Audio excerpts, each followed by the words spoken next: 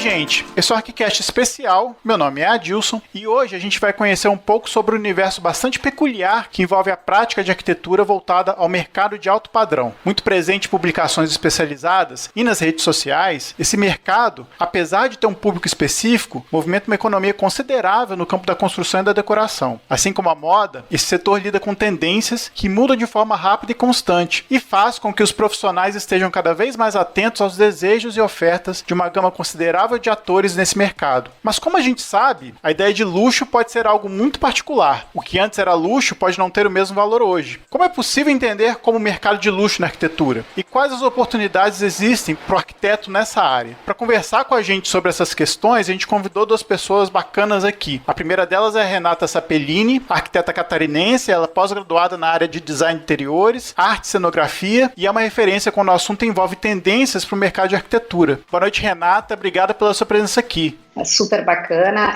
o tema e obrigada pelo convite. Está aqui também o comunicador e especialista em marketing pessoal, o Adriano Tadeu Barbosa. Ele é formado em administração de empresas, é especialista no mercado de luxo e compartilha todo esse conhecimento em diferentes plataformas, cursos e palestras pelo Brasil. Boa noite, Adriano. Obrigado pela sua presença aqui para conversar com a gente. Eu que agradeço, super feliz. Vambora, bora falar de luxo. Está aqui para conversar com os dois. Lili. Boa noite, Lili. Tudo bom? Boa noite, Adilson, Rafa, Adriano, Renata, brigadão aí pela oportunidade de conversar, entender um pouco mais desse universo, é um campo a ser explorado e compreendido, né? Brigadão, vamos que vamos. Tá aqui também o Rafa. E aí, Rafa, tudo bom? Boa noite. Tudo bem, boa noite, Adilson, Lili, obrigado pela presença, Renata e Adriano, vamos aí seguir em frente.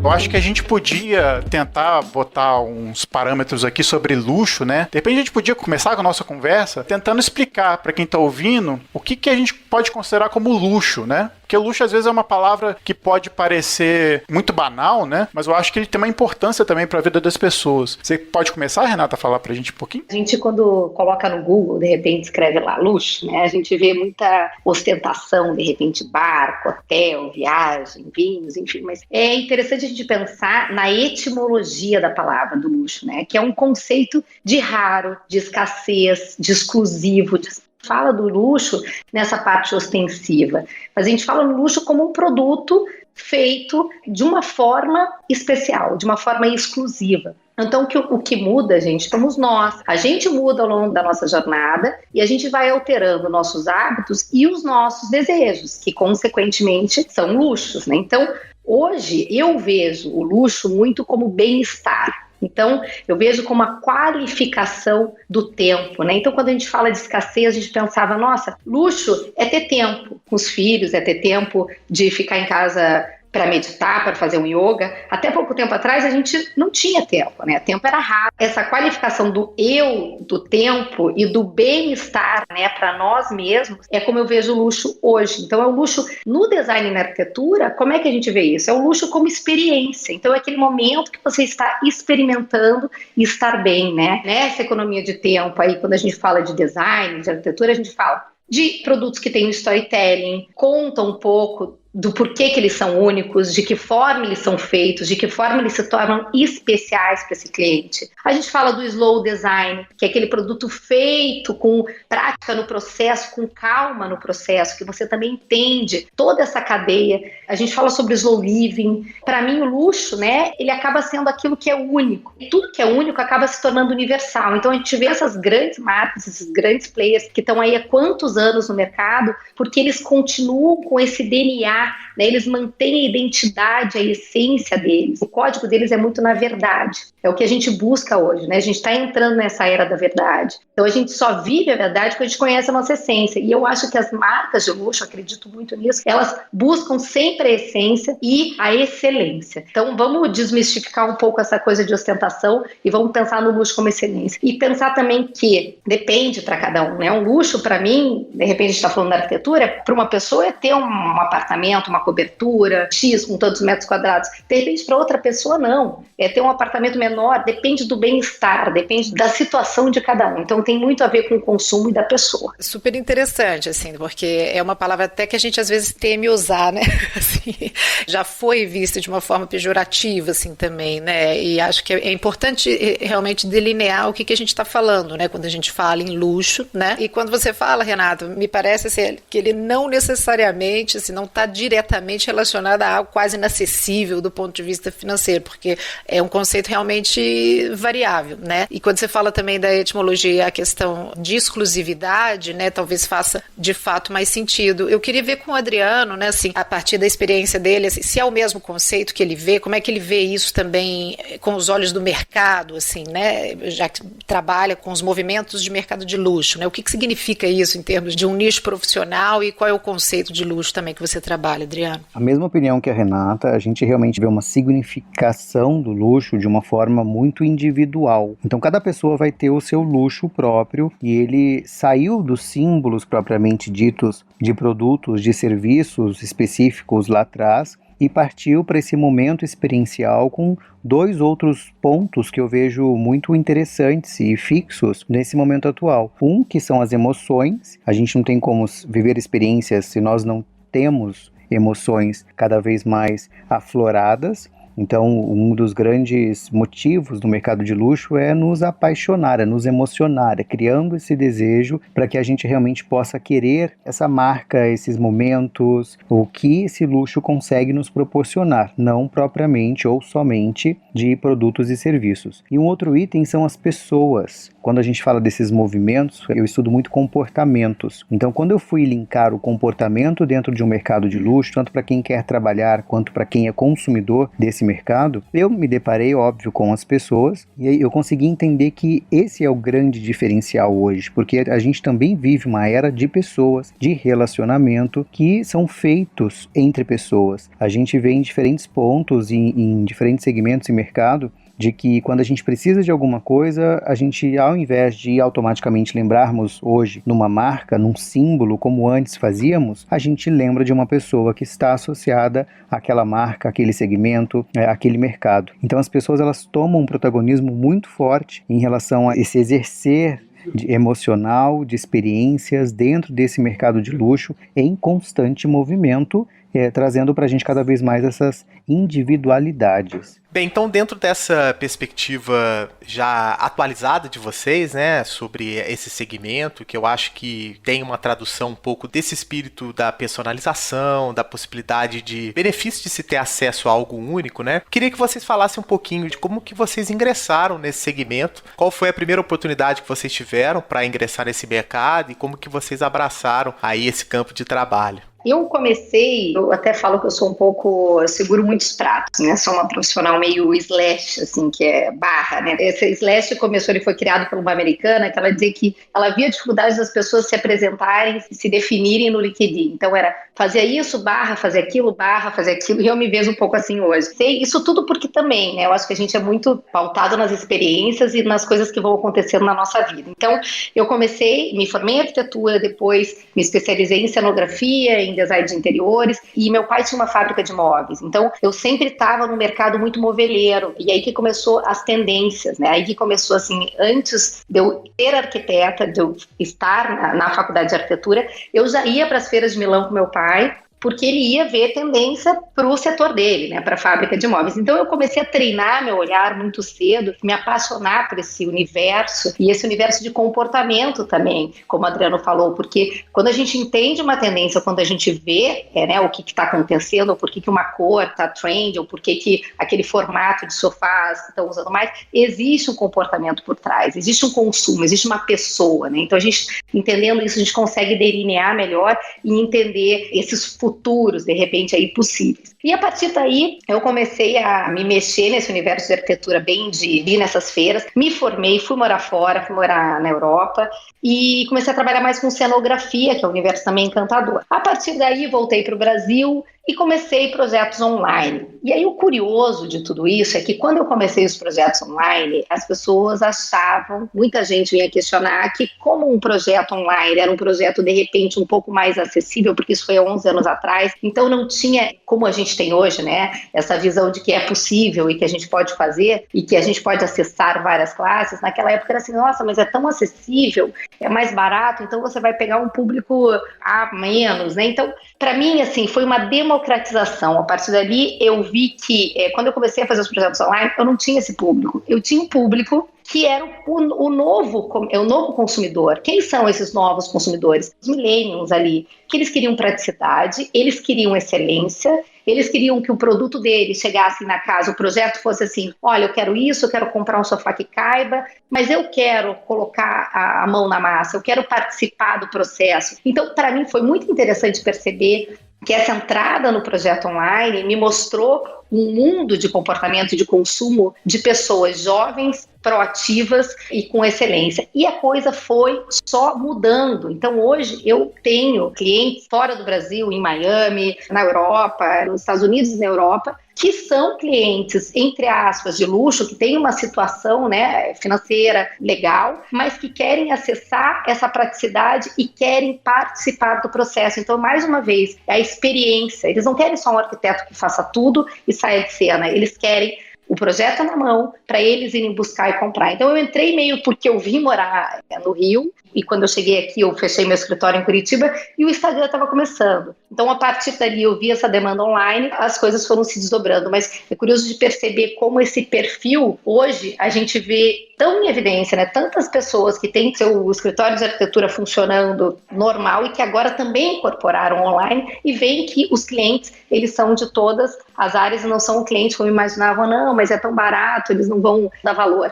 E não é isso, né? Não é o barato, é que, claro, a gente tem um custo menor por você não estar presente, mas existem vários benefícios. Então, assim que eu entrei um pouco nesse universo aí de várias coisas dentro da arquitetura. Legal o seu depoimento, Renato, que isso mostra, de fato, a necessidade também desse novo profissional desenvolver também habilidades relativas ao atendimento, né? Acho que lidar com esse processo de experiência do cliente, não só entregando um produto de alta qualidade, diz respeito também à maneira como você convive e circula nos mesmos meios, né? E, Adriano, conta um pouquinho da sua experiência nesse sentido aí de pensar o marketing pessoal e como que ele é fundamental nesse processo aí de entender o luxo como a experiência, né? Ele entra exatamente, Rafa, nessa questão do atendimento. Eu entrei dentro desse mercado quando o Pátio Batel, um shopping que nós temos aqui em Curitiba, estava para ser aberto e não encontrava mão de obra. Eu coordenava cursos dentro de uma instituição chamada Centro Europeu, um curso de marketing, um curso de empreendedorismo. E fomos procurados para que a gente pudesse desenvolver pessoas aqui dentro. Não só aquelas que seriam trazidas de fora, mas também os próprios curitibanos, para servir dentro desse segmento. E principalmente no atendimento. Então nós nos reunimos entre vários profissionais para que criasse um curso sobre o mercado de luxo. Criamos, demos algumas versões desse curso, algumas turmas, e depois uma outra instituição me convidou para poder coordenar parte de um curso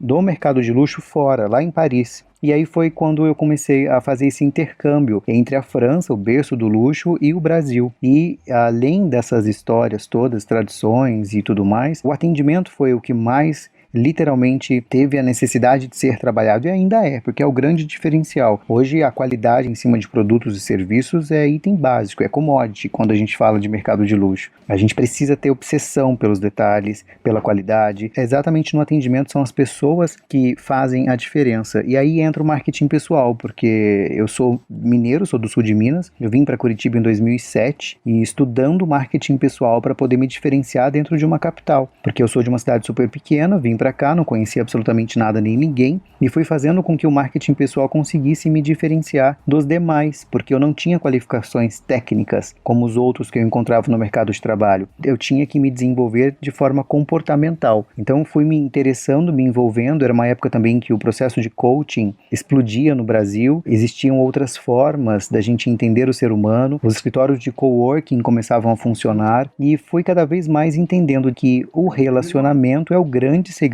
dentro do marketing pessoal, que quando eu entrei para entender um pouco mais o segmento de luxo, de mercado de luxo, eu vi que o relacionamento é o que faz as coisas realmente acontecerem, as marcas se associarem. Chegou um período em que eu gravei um programa numa mídia nacional de televisão, a gente chegou num termo chamado pós-luxo, foi lá em 2016, 2017, e a gente foi entendendo que esse luxo ia cada vez mais para essa individualidade, para essa escassez, que sim, está associada à origem da palavra, mas que também também traz pra gente atualidades, que a gente nada mais do que viu a real necessidade disso nesse tempo, né, de um ano pra cá, por exemplo, nessa aceleração. O mercado de luxo, pra mim, é um grande combo, é uma grande soma que faz literalmente a diferença dentro dos diferenciais que nós queremos transmitir nesse segmento.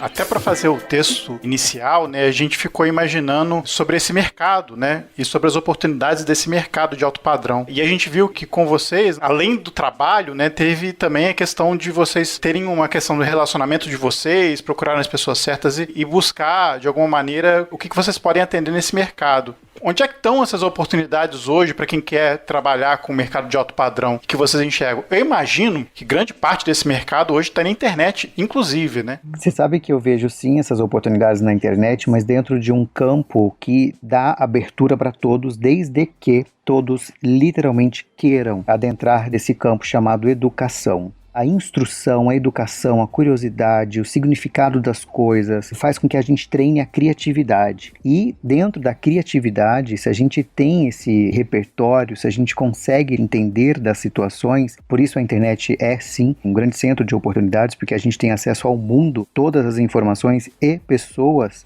Porque eu sou uma dessas que usa a internet para conhecer outras pessoas e vou fazendo dentro do Facebook, dentro do LinkedIn, dentro das redes sociais novas como o Clubhouse, que acabou de chegar, ouvindo podcasts, eu ouço podcasts, eu vou atrás das pessoas para poder conversar com elas, eu leio livro, eu vou atrás dos autores para poder conversar com eles. Óbvio que eu recebo muitos nãos, que muitas pessoas não me respondem, mas quando eu tenho essa conexão, eu aproveito. E aí eu começo a fazer uma curadoria dessas situações todas, desses aprendizados todos para desenvolver projetos. Então, quando eu sou chamado, por exemplo, para fazer um treinamento para o mercado imobiliário que está lançando um empreendimento no alto padrão para os corretores, eu faço exatamente isso. Eu tento entender o momento da empresa atual, quem são as pessoas que estarão comigo. Para isso eu stalkeio a vida de todo mundo nas redes sociais.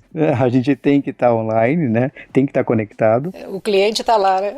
O cliente está online, certamente. Exatamente. E eu vou fazendo esses ganchos, essas conexões. Então, quando eu vou para um treinamento, por exemplo, ou criar um conteúdo, muitas pessoas vêm até mim dando esse feedback. Nossa, que interessante, eu vivo isso, enfim, já tive esse momento, mas é claro que você já teve, eu vi isso no teu background, eu vi isso na tua experiência, no teu rastro digital. Por essa curiosidade, simplesmente realmente por fazer acontecer. E por ter trabalho. Um dos diferenciais gritantes do mercado de luxo que todo mundo tem que desenvolver, quem quer trabalhar com esse segmento, é trabalhar. É buscar trabalho. Não dá simplesmente para a gente sentar e esperar que pelo marketing de uma marca a gente tenha os clientes nas nossas mãos. Não é mais assim.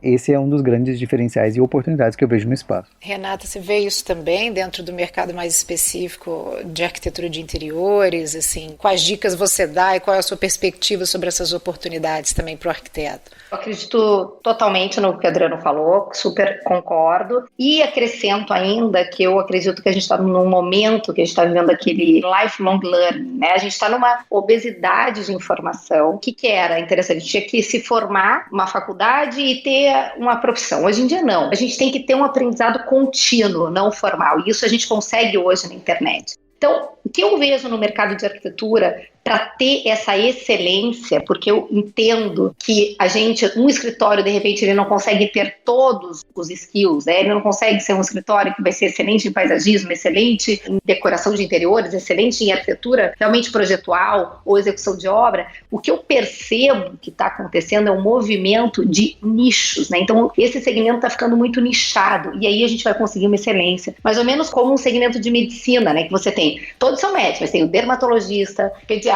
enfim, tem esses setores. E eu acredito que a arquitetura está ficando um pouco nesse aspecto, porque a gente consegue ter os profissionais que estão completamente comprometidos, capacitados, né, dedicados àquele nicho específico, e você consegue reunir essas pessoas e conseguir ter essa excelência. Então eu vejo a arquitetura um pouco nesse nicho. Eu acho que as pessoas têm que buscar essa informação, essa realização na área, né, essa excelência no que elas acreditam que sejam o skill delas, né? Seja um escritório de arquitetura que pode ter essa excelência com diversos profissionais, seja uma pessoa, né, ou o arquiteto em si, que ele vai pensar onde que eu vou agora, porque tem muita gente no mercado, então você realmente tem que se destacar. Eu acho que se destacar é você estar mais especializado.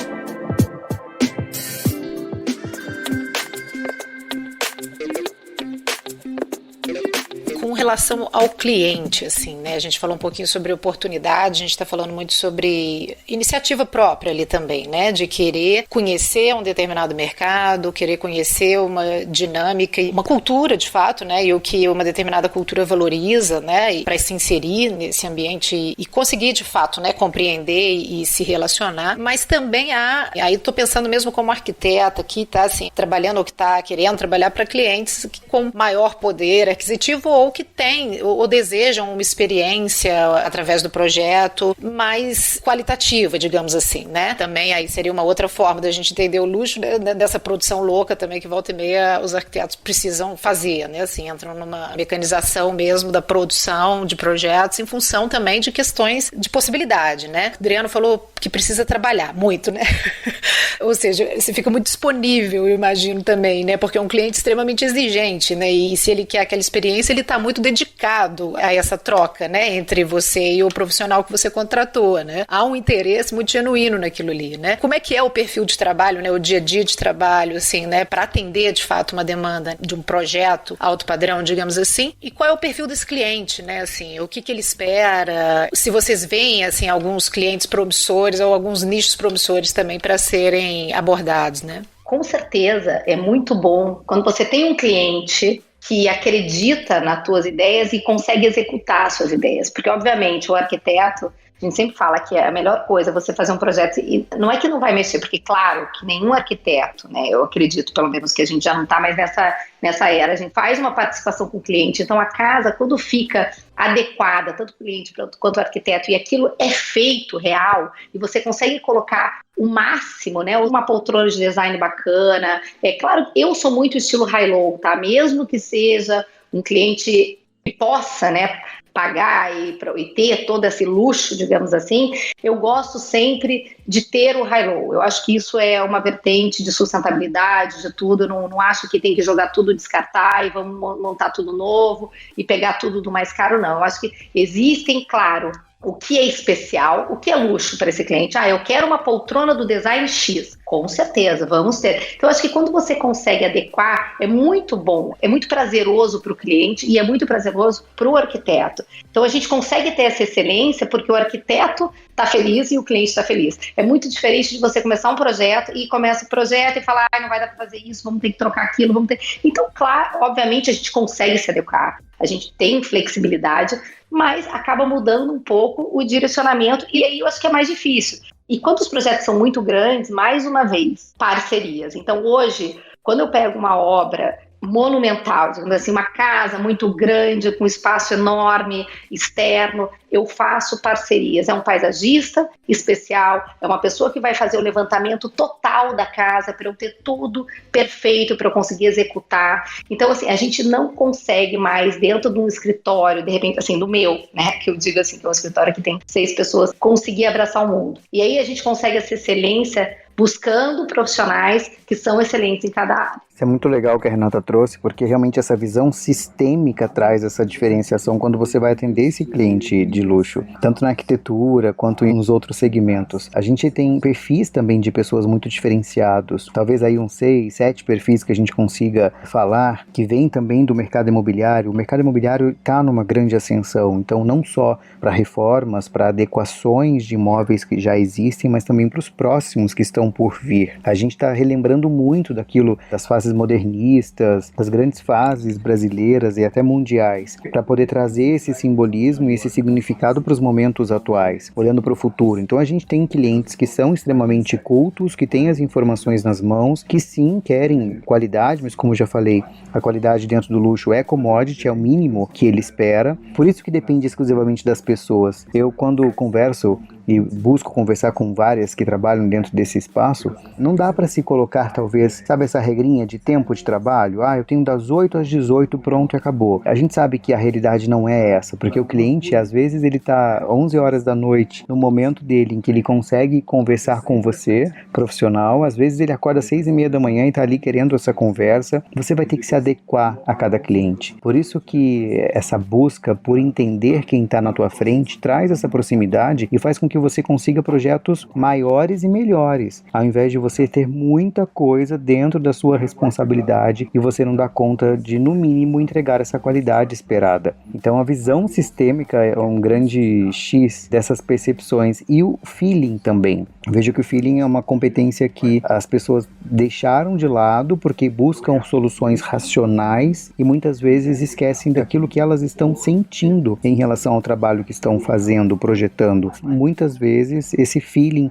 é o que realmente dá o tom, é o que traz o diferencial, é o que dá a resposta que ambos estão procurando, né? Cliente e profissional. Dentro da fala, né, da Renata e do Adriano, tudo que a gente conversou até aqui, né? Então, será que a gente poderia pontuar, assim, alguns aspectos aí desse segmento, dessas práticas, né? Achei interessante o Adriano ter falado de que a qualidade é commodity, né? Então, assim, o atendimento, conseguir levar esse processo de experiência com feeling, capacidade, bom senso, né? E também aí pela descrição da Renata que é necessário também ter uma equipe, né, qualificada para que você entregue um bom produto. Então, a gente está falando aqui, de certa forma, que é um mercado extremamente exigente, né? Conta pra gente aí como é que vocês tentam superar essa exigência do mercado. É, de fato, na capacitação e na pesquisa contínua, ou isso, às vezes, tem que uma espécie de perfil desse profissional? Perfil 100%. A pessoa realmente ela não tem que só querer o mercado de luxo, ela tem que ser o mercado de luxo, tanto em comportamento quanto em literalmente gostar daquilo que se faz. É muito trabalho, sim, é muita informação, sim, mas se a gente ama, a gente tem esse perfil, a gente consegue desenvolver isso de uma forma surpreendente. O grande X da questão é justamente trabalhar essa tua curiosidade em querer saber sempre mais, é desenvolver esse teu relacionamento para que você conheça pessoas o tempo inteiro, por conta das parcerias que você tem que desenvolver para desempenhar um bom projeto, um bom trabalho e ter a capacidade de tanto olhar esse teu feeling, como comentei há pouco, quanto fazer uma curadoria de todas essas informações para determinado projeto, para determinado momento. Porque você sendo curioso e buscando tudo, imagina o quanto você consegue trazer de diferencial sendo objetivo, sendo um curador mesmo de informações para quem está na tua frente, porque essas informações trazem as soluções necessárias para desenvolver o teu trabalho específico. Exatamente, e além disso, como o Adriano falou, é um público exigente, então para esse público exigente a gente tem que estar sempre um pouco à frente, né? Então estar à frente significa estar treinando o olhar, estar observando além. Então a gente está buscando tendência, vai colocar um negócio que ninguém viu ou que você buscou de fora, é um produto tecnológico que vai ser mais eficiente, então não significa só na estética, mas muito da funcionalidade, então é uma excelência máxima em tudo, então a gente tem que estar pensando, e para a gente estar à frente e conquistar esse público, a gente precisa estar antenado, né? Então, um dos grandes skills hoje que eu vejo para os profissionais de todas as áreas, tá? Não estou falando de arquitetura, mas quem quer excelência é conseguir olhar, né? Olhar um pouquinho a mais. Não é só ver, é ver mais e interpretar. Então, por que eu estou vendo isso? Isso é treino, né? Então, assim, a gente é criativo por treino, a gente não, criatividade não é um dom, é uma habilidade, então a gente consegue treinar e ser mais criativo o tempo todo. Você tem que ser um curioso nato, né? Tem que estar sempre buscando. O que eu gosto de fazer muito também, que eu acho que é importante nesse treino, é cruzar segmentos. Então a gente não fala só, não vê só arquitetura. A gente vai ver moda, a gente vai ver beauty, que agora tá também essa economia de bem-estar, a gente vai ver gastronomia, porque tudo isso é filho do tempo, tudo isso está nos mostrando alguma coisa, está mostrando um sinal. E a partir daí a gente consegue começar a entender possíveis futuros e ir na frente, né? Então, eu acho que quem está mais buscando, curioso, antenado e com fome, assim, de informação, chega na frente e consegue ser um profissional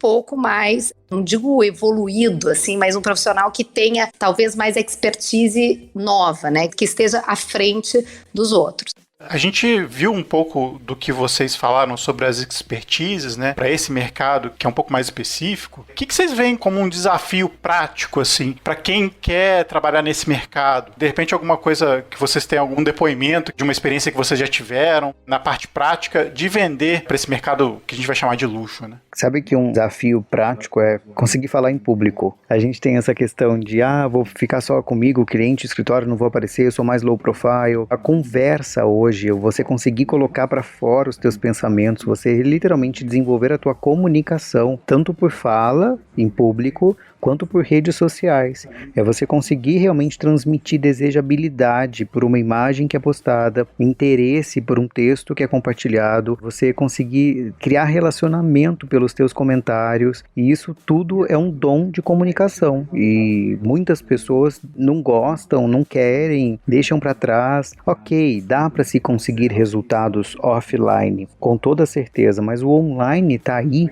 para nos facilitar. Então, essa vitrine profissional, que é o universo online, tem que trabalhar a nosso favor. A gente, em algum momento, vai ter que conversar com ele para poder colocar cada vez mais evidência até para o nosso trabalho offline. Eu vejo que é um dos grandes desafios atuais. Sem dúvida, total. E essa mídia ativa, nos dias de hoje, é muito importante, né? Então, e que seja coerente, que tenha conteúdo relevante e que seja humanizada, que isso que o Adriano falou, que a gente converse com o público. Pessoas se conectam com pessoas. Então não adianta só ter exemplo do que você faz, que pode ser maravilhoso, um espetáculo, mas você tem que conversar, você tem que criar essa identidade, né? A venda acontece por identidade e por emoção. As pessoas vão querer fazer uma casa com você ou vão querer fazer um serviço com você porque elas vão se identificar com o teu lifestyle, com o que você propõe, com o jeito que você se comunica. Então acho que isso realmente, nos dias de hoje, é imprescindível.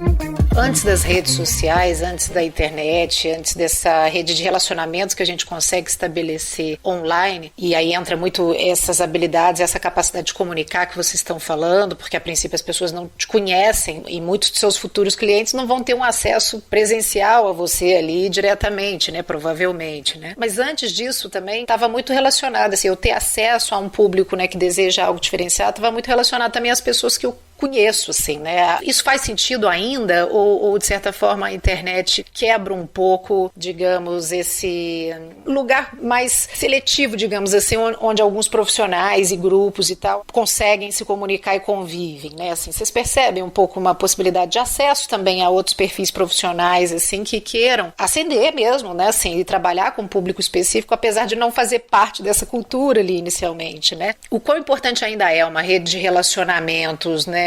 Para você conseguir ter uma relevância e uma influência num determinado grupo, né, cultural, e em que medida as redes sociais podem também democratizar o acesso a esses grupos, assim. Eu acredito que sim, ainda existe isso, né, da gente ter o offline muito presente. O offline, ele vai continuar acontecendo pela excelência. Então é aquele esquema do boca a boca, que antigamente era, nossa, adorei, eu vou começar a passar pro amigo, eu vou indicar pro amigo, eu vou indicar pro amigo. Isso existe. Então isso acontece quando você tem um trabalho, né, um serviço de qualidade, e isso vai permanecer. Mas eu acredito que nesse novo consumo, nesse novo olhar no que está acontecendo hoje, na verdade, esses novos consumidores que estão vindo, essa nova geração, ela tá muito online, então a gente não consegue ver mais só o presencial. A gente acaba vendo tudo muito englobado. Não existe mais isso. Então existem pessoas que de repente tem um arquiteto da vida inteira, que era aquele arquiteto que ele fazia a casa da praia, a casa de não sei onde, que não sei o que ia fazer uma reforma, chamava, mas que se engajou com outro arquiteto no meio online e falou, vou mudar. Então eu acho que existe mais essa identificação hoje mais genuína, que antes de repente era uma coisa mais retrógrado, no sentido, eu tenho esse, eu vou fazer para sempre esse. E acho que agora as pessoas estão mais abertas, e eu acho isso ótimo. Não precisa ser o mesmo arquiteto. Tem um exemplo que é um pouco dessa era do luxo, era da experiência, que é a Aesop, que é aquela marca de cosméticos.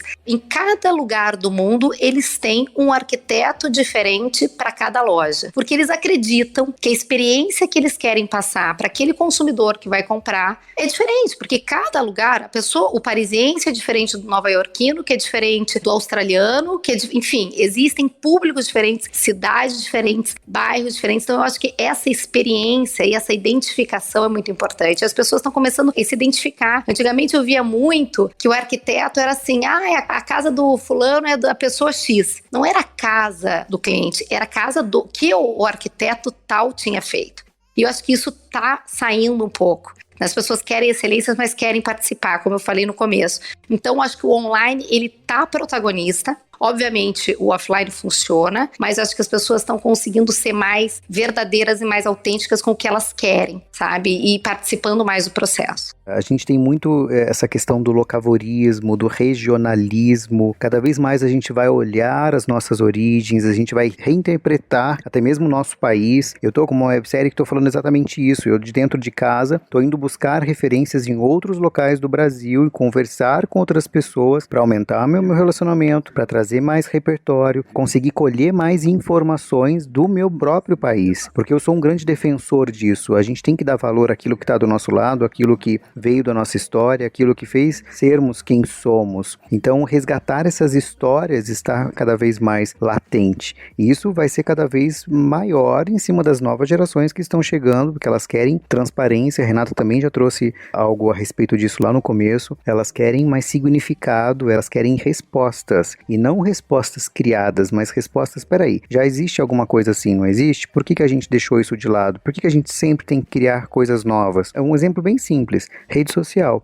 Por que eu sempre tenho que colocar um post novo no feed das minhas redes sociais? Eu posso reviver outras coisas, eu posso detalhar, trazer um outro olhar daquilo que já foi feito. E isso mostra cada vez mais a minha essência. Quanto mais essência eu conseguir transmitir, mais conexão eu consigo realizar. Parece que há também uma necessidade, além de transmitir essa identidade que vai se associar a uma pessoa que vai consumir o seu produto ou serviço, há também quase que uma necessidade também de educação desse cliente, né? A gente sabe que esse mercado, esse segmento, tem pessoas muito diversificadas, né? Então, assim, sem dar exemplos práticos, né? Tem, de repente, quem acessa esse mercado de, por exemplo, um cantor de um determinado ramo musical, até, de repente, né, alguém que é herdeiro relacionado, por exemplo, a colecionadores de arte. Então você tem, assim, públicos muito diversos dentro desse segmento em termos econômicos, né? Vocês concordam com essa visão? É necessário também uma espécie de educação do que esse serviço entrega como experiência? Na verdade, eu acho que, como o Adriano falou, é muito individual. O cantor, ele vai ter o repertório dele, essa outra pessoa, o herdeiro, vai ter o repertório dele. Talvez o que é o luxo para ele é ter a obra de arte. Talvez o cantor não, ele não quer nem saber de obra de arte, ele não gosta. Então, tudo tem a ver com o repertório. E, como o Adriano também comentou, eu acho que é super importante, o arquiteto tem que ter o feeling também, tem que ter a intuição de dizer, poxa, vamos por esse lado, vamos por outro. É claro que você vai ter excelência em material, excelência em layout, excelência em construção, excelência em tudo, em paisagismo. Obviamente, também a gente tem que pensar na individualidade daquele cliente. Para ele é interessante, no que para ele é luxo, né? O que para ele faz sentido ter, o que vai gerar esse bem-estar, essa experiência na casa dele. Que é isso que é fundamental. A gente faz uma leitura, um raio-x desse cliente para conseguir definir quais são as necessidades reais, né? E não reais, porque o luxo também são coisas que são realmente um pouco além, né? Talvez não seja uma necessidade, mas é o que realmente te traz esse valor afetivo por alguma razão, e conseguir colocar isso no projeto. Então, Adriano, a gente pode entender que talvez a habilidade dessas relações interpessoais é importante para quem almeja estar nesse mercado, como uma conclusão aí geral do nosso papo? Sem sombra de dúvidas. E eu vou fazer uma brincadeira, na verdade fazer uma pergunta que eu fiz no Brasil inteiro quando eu rodei falando sobre mercado de luxo para os arquitetos. Os arquitetos são praticamente psicólogos dos seus clientes. Então, literalmente, as habilidades interpessoais têm que estar à frente das habilidades técnicas, porque, de novo, como eu falei aqui, de qualidade é commodity, o que é técnico também é commodity. A gente tem diversas instituições que nos ensinam muito bem a técnica, mas você trazer a técnica para a tua vivência, para as tuas experiências, para o teu lado interpessoal, é o que vai fazer a tua diferença. E aí, só completando e finalizando a questão da educação, quanto mais o profissional conseguir mostrar o estilo de vida dele, conseguir mostrar a visão dele, a orientação dele em relação a esses assuntos todos do mercado, mais sim, ele vai educar o cliente dele, ele vai direcionar a visão para o cliente dele. É claro que aí tem uma casadinha, né? Eu direciono a visão dele para que também o cliente quer ver, mas como soluções trazidas pelos profissionais e não somente aquilo que o profissional quer orientar o cliente, para não haver conflitos. Então a gente tem que ter o feeling, tem que ter educação, tem que ter as relações interpessoais, mais do que somente a arquitetura.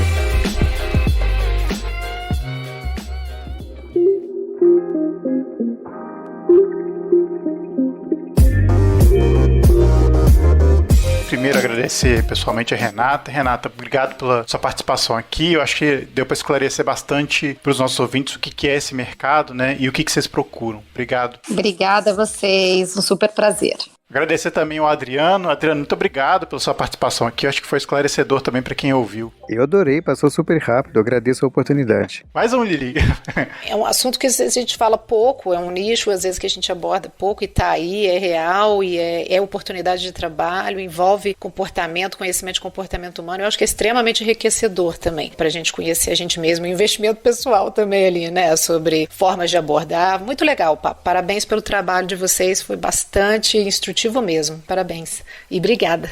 Rafa, mais um. Mais um, obrigado Renata e Adriano aí pelas colocações bem pontuais e certeiras aí para quem pretende ingressar nesse segmento. Muito obrigado pela presença de vocês. A gente volta então na semana que vem com mais episódio para vocês e até mais.